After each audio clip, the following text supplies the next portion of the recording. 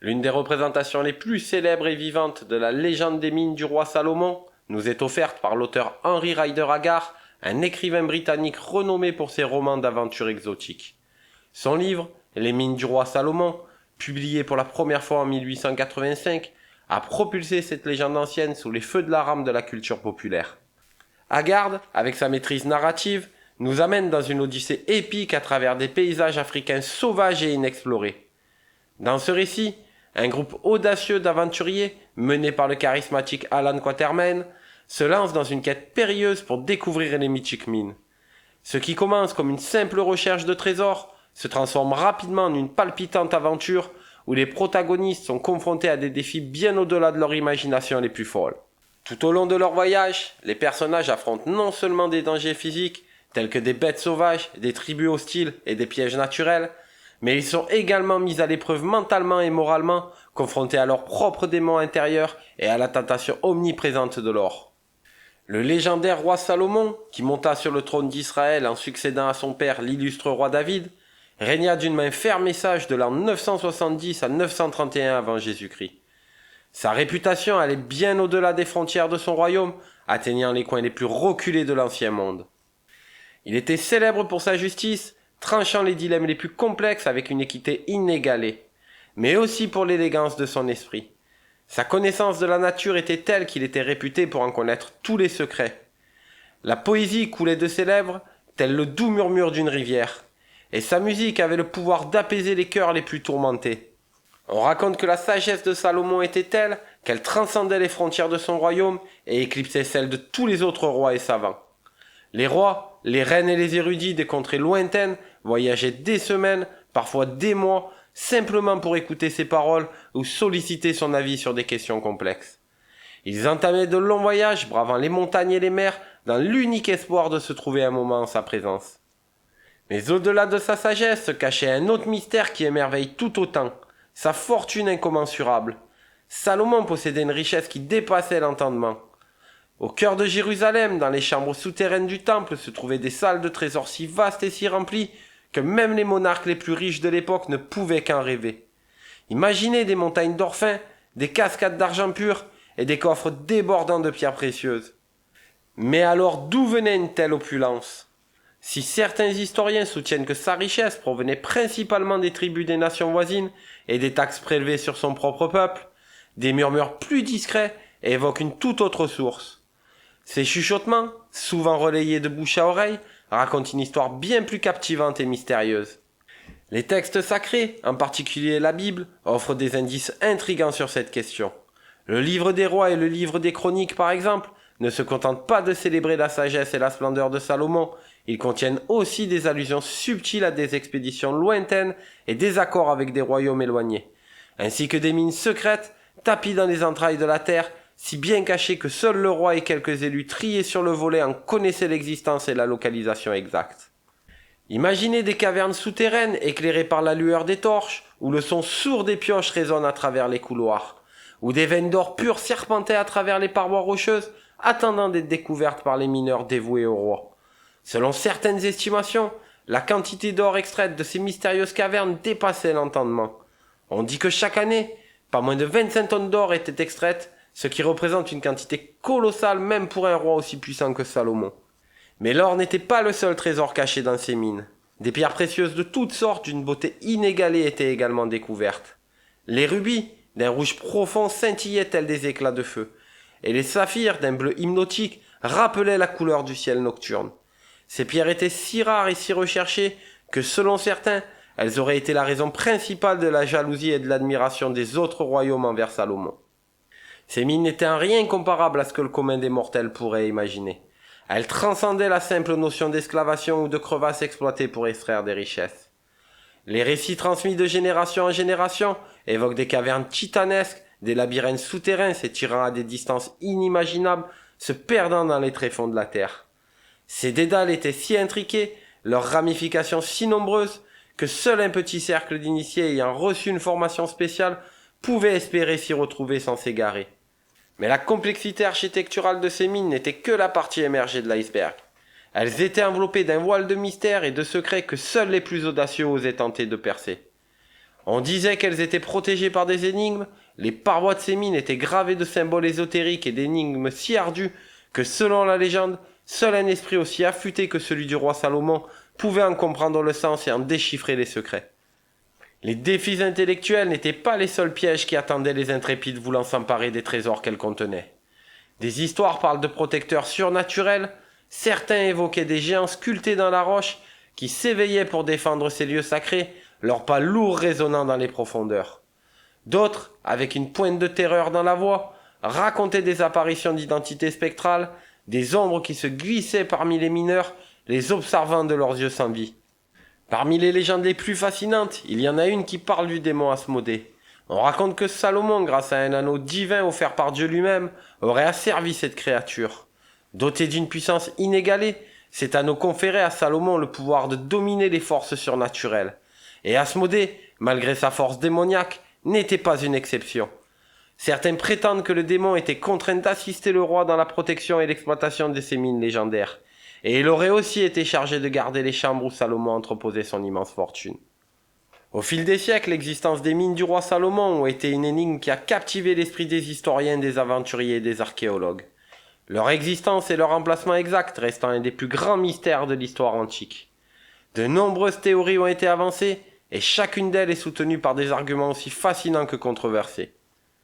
L'Éthiopie, par exemple, avec ses montagnes majestueuses et ses terrains riches, est l'un des lieux fréquemment cités.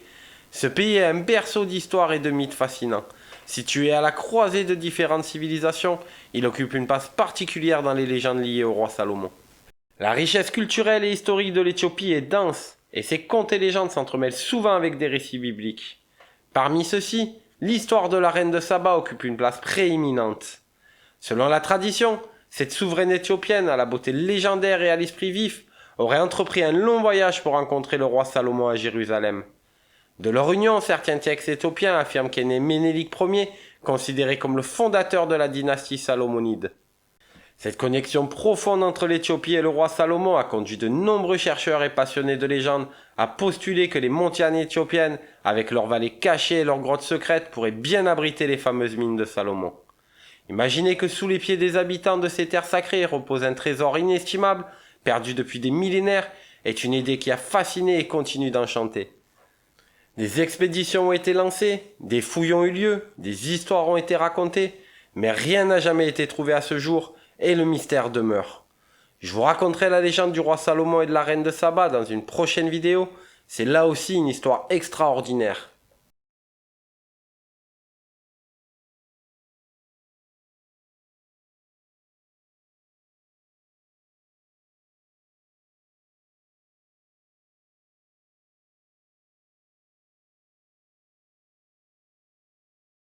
Situé de l'autre côté de la mer Rouge, le Yémen avec ses terres mystérieuses et son histoire ancienne est un autre candidat souvent évoqué lorsque l'on parle des possibles emplacements des mines du roi Salomon.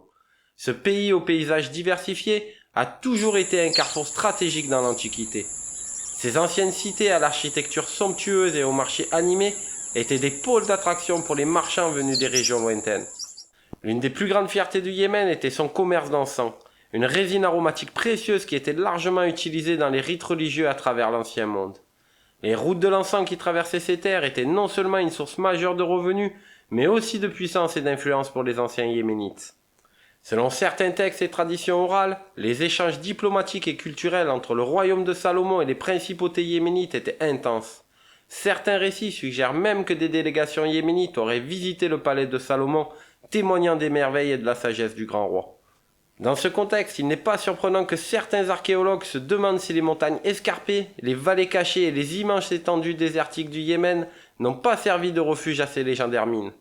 Un trésor aussi inestimable que les mines du roi Salomon nécessiterait un lieu à la fois discret et impénétrable, et les terrains variés du Yémen offrent de nombreuses possibilités pour cacher un tel secret. L'Afrique du Sud, terre de richesse naturelle, est un autre lieu fréquemment cité dans le cadre des recherches des mines. Le sous-sol sud-africain regorge d'or, et ce depuis des temps immémoriaux. Ces mines, parmi les plus profondes et les plus productives du monde, témoignent de la présence d'une abondance minérale hors du commun.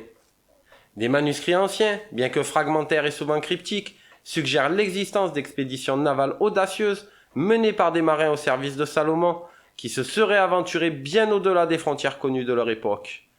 Ces récits évoquent des navires sillonnant des mers inexplorées, bravant des tempêtes et des dangers, dans une quête insatiable de richesse. Si l'on assemble ces pièces du puzzle historique, il n'est pas invraisemblable de penser que des navigateurs au service de Salomon aient pu atteindre les rivages de l'Afrique australe. L'attrait du métal précieux a toujours été une force motrice pour les anciens empires. Et même si l'idée que les navires de Salomon aient pu s'aventurer aussi loin de leur royaume d'origine peut sembler audacieuse, les vastes réserves d'or d'Afrique du Sud fournissent une pièce à conviction intrigante à cette hypothèse. Certains érudits suggèrent même que des artefacts ou des inscriptions, encore enfouis et non découverts, pourraient un jour confirmer ces liens anciens entre le royaume de Salomon et les terres d'or d'Afrique du Sud. Parmi les fouilles officielles les plus importantes ayant eu lieu pour retrouver les mines, il y a eu notamment au cours des années 1930 l'archéologue américain Nelson Gluck, alors en exploration au Moyen-Orient, qui avait fait une annonce retentissante. Il croyait avoir découvert les vestiges des légendaires mines dans la vallée de l'Araba. Cette vaste dépression géologique s'étire de la mer Morte, berceau de tant d'autres légendes bibliques, au golfe d'Aqaba sur la mer Rouge. Et c'est un espace qui marque aujourd'hui la frontière entre Israël et la Jordanie. Cette vallée, avec ses paysages arides, ses montagnes abruptes et ses anciens sentiers, recèle de nombreux mystères. La présence de mines de cuivre, un métal précieux pour les anciennes civilisations, en raison de son utilité pour la fabrication d'armes et d'outils, a été confirmée par les fouilles de Gluck, et cette activité minière remontait à l'époque du roi Salomon. Cependant, malgré l'enthousiasme initial et l'espoir suscité par cette annonce, la poursuite des fouilles s'est heurtée à une réalité géologique. Bien que cette région ait révélé des preuves d'exploitation minière et d'activité humaine ancienne, l'or, cet élément central de la légende, est resté insaisissable. Aucun indice, aucun vestige indiquant la présence de ce métal précieux n'a été découvert dans les profondeurs de la vallée de l'Araba. En 1964, des fouilles archéologiques majeures ont été entreprises près de Timna, située dans le sud de l'Israël moderne, à une distance de 320 km de Jérusalem, en territoire désertique. Ces explorations ont dévoilé là encore un impressionnant réseau de mines de cuivre, ainsi que plusieurs zones de fonderie, s'étendant sur un espace d'environ 50 km². Historiquement, on croyait que ces mines étaient l'œuvre des Égyptiens du XIIIe siècle avant Jésus-Christ. Cependant, des études récentes, notamment grâce à la datation au carbone 14, réalisée à partir de 2013 par des archéologues de l'université de Tel Aviv, ont révélé que ces mines étaient en réalité actives depuis environ 3 siècles après cette période. Ceci coïncide donc avec le règne du roi Salomon au Xe siècle avant Jésus-Christ. Les fouilles ont également permis de mettre à jour des scories de cuivre contenant des matières organiques remarquablement préservées, telles que des tissus et des résidus alimentaires. Cette conservation exceptionnelle est due aux conditions arides de la région. Ces découvertes offrent des indices précieux sur les personnes qui travaillaient dans ces mines, et bien qu'elles aient été probablement en lien avec le roi Salomon, là encore, il n'y a aucune trace d'or qui n'a été découverte. La légende des mines du roi Salomon reste une histoire enveloppée de mystères et d'intrigues. C'est une fascinante illustration de la manière dont les récits anciens peuvent s'entrelacer avec l'histoire, la culture et la quête inlassable de la vérité. À travers les âges, cette histoire a captivé l'imagination de générations, suscitant des débats, des explorations et des adaptations littéraires. Et bien que l'emplacement exact et la réalité même de ces mines demeurent insaisissables, leur légende témoigne de la soif humaine de richesse, d'aventure et de compréhension de notre passé. Voilà, nous arrivons maintenant à la fin de la vidéo et je vous remercie de l'avoir visionnée. J'espère qu'elle vous a plu. Si c'est le cas, n'hésitez pas à la liker et à la partager avec vos amis. Si vous aimez ce type de contenu, merci de vous abonner à la chaîne si ce n'est pas déjà fait. C'est un simple geste qui prend 2 secondes mais qui a tellement d'importance pour moi si vous le faites parce que vous appréciez mon travail. Ça vous permettra d'être informé des prochaines publications et surtout, on va pas se le cacher, votre soutien permettra à la chaîne d'être mieux indexée par YouTube. Un grand merci à tous les abonnés, aux anciens comme aux nouveaux. Merci pour votre soutien. Prenez soin de vous et des vôtres. Je vous dis à très bientôt. Bye bye.